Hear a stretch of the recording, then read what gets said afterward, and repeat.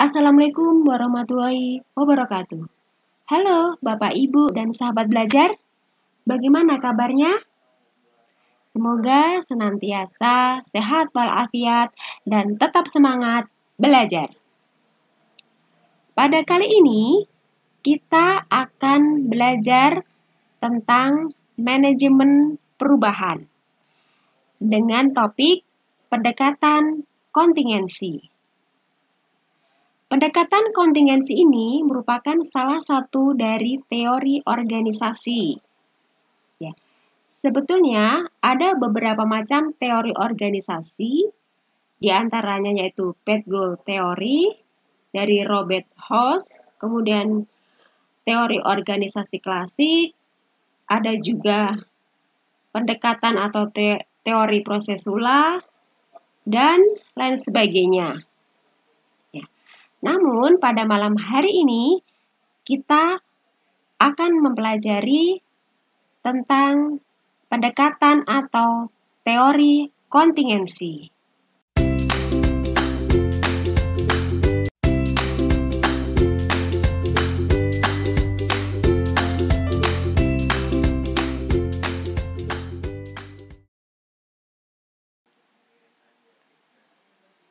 Pendekatan atau teori kontingensi adalah teori kesesuaian pemimpin yang berarti menyesuaikan pemimpin dengan kondisi yang tepat. Teori ini dikemukakan oleh Fiedler yang menyatakan bahwa kinerja pemimpin ditentukan dari pemahamannya terhadap situasi di mana mereka memimpin. Selain itu, pengertian pendekatan kontingensi yaitu cara penerapan konsep-konsep dari berbagai aliran manajemen dalam situasi kehidupan nyata.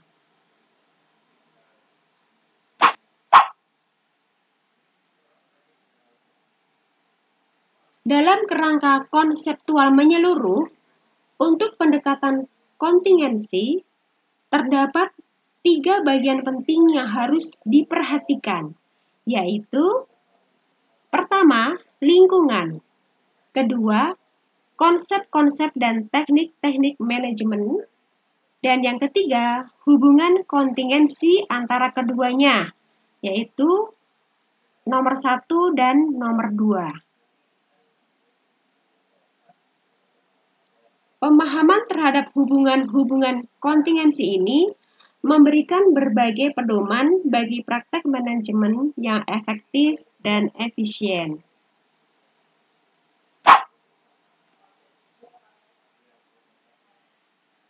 Teori atau model kontingensi yang dikemukakan oleh Fiedler sering juga disebut dengan teori situasional karena mengemukakan bahwa gaya kepemimpinan tergantung pada situasi organisasi tersebut.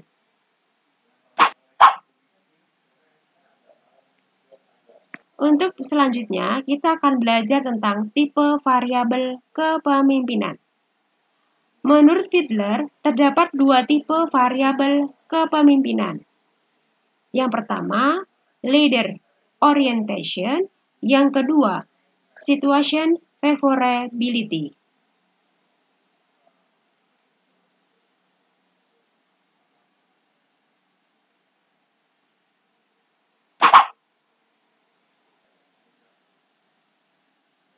Leader orientation.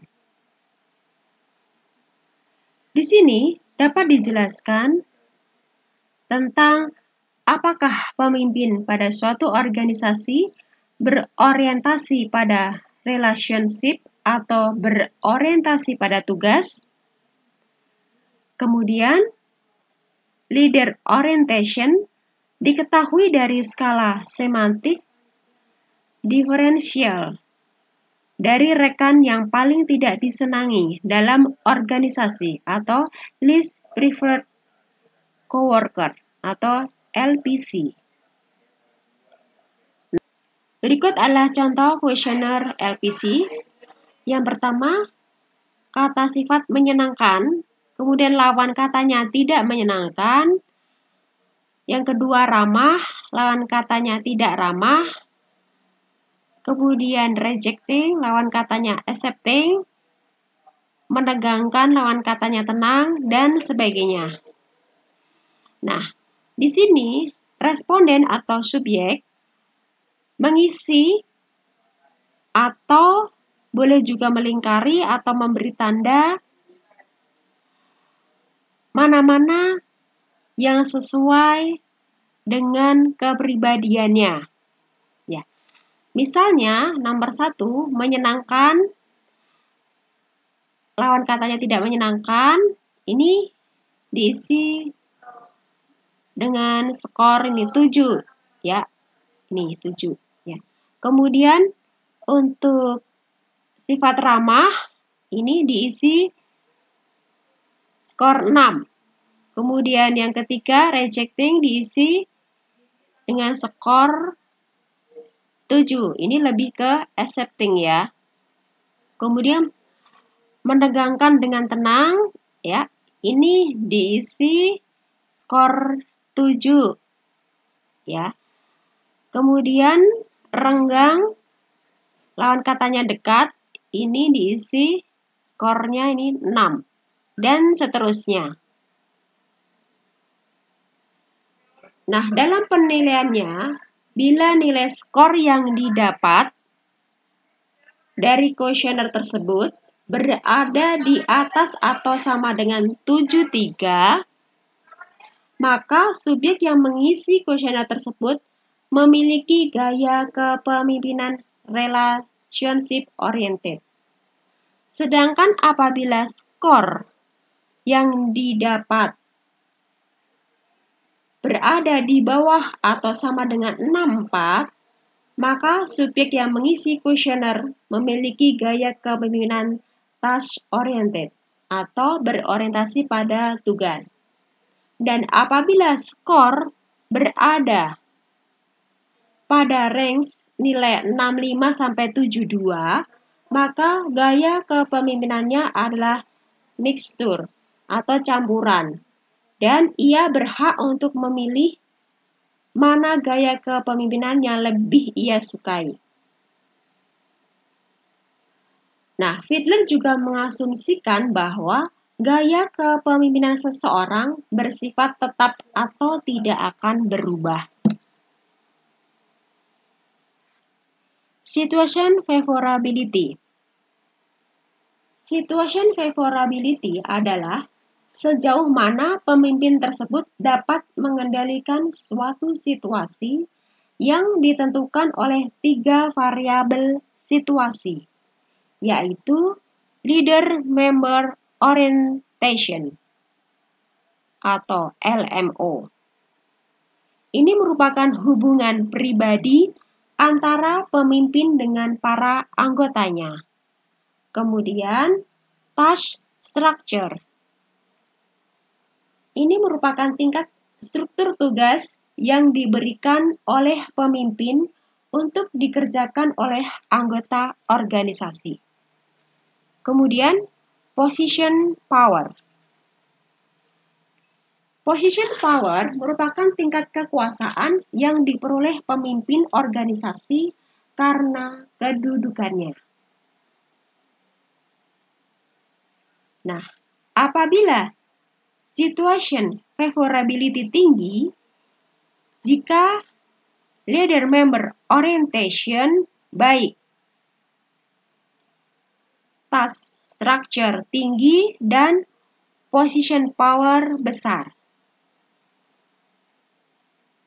Sebaliknya, situation favorability dikatakan rendah jika LMO atau leader member orientation tidak baik, task structure rendah, dan position power sedikit.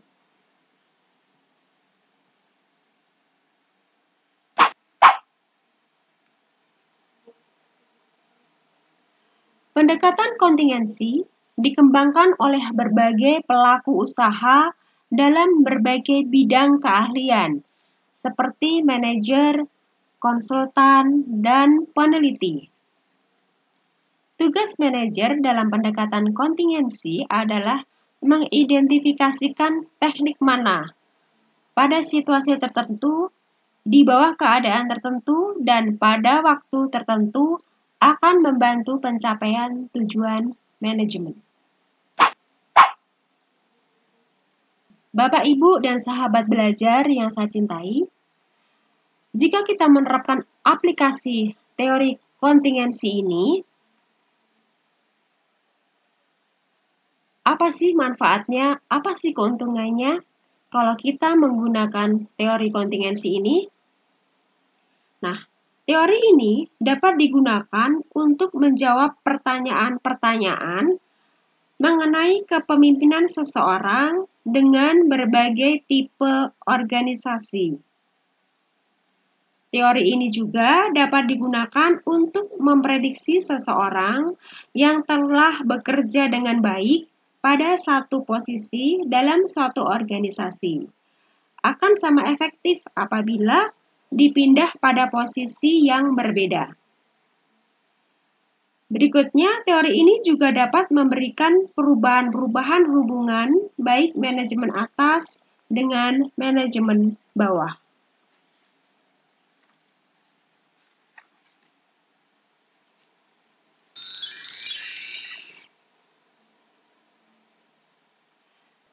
Demikian Bapak, Ibu, dan sahabat belajar yang saya cintai, penjelasan saya tentang pendekatan atau teori kontingensi. Semoga Bapak, Ibu, dan sahabat belajar bisa memahami apa yang sudah saya jelaskan. Untuk selanjutnya, saya akan memberikan pertanyaan. Semoga Bapak, Ibu, dan sahabat belajar bisa menjawabnya ya. Pertanyaannya tidak sulit kok, mudah. Pertanyaannya yaitu, apakah pengertian pendekatan kontingensi? Ya, mudah bukan pertanyaannya? Di depan tadi sudah saya sampaikan tentang pengertian pendekatan kontingensi.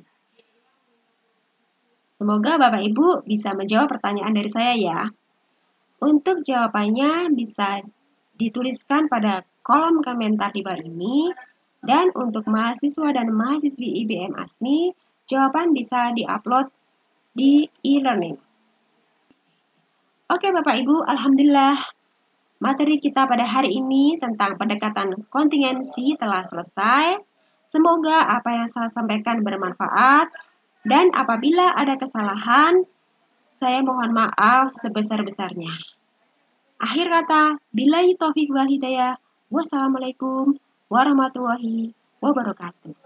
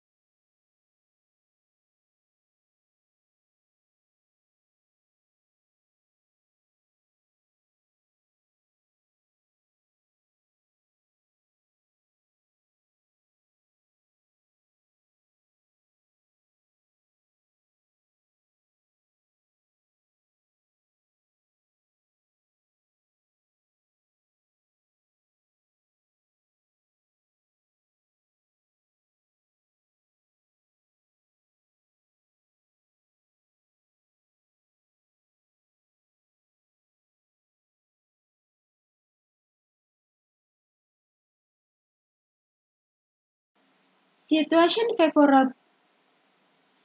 favorability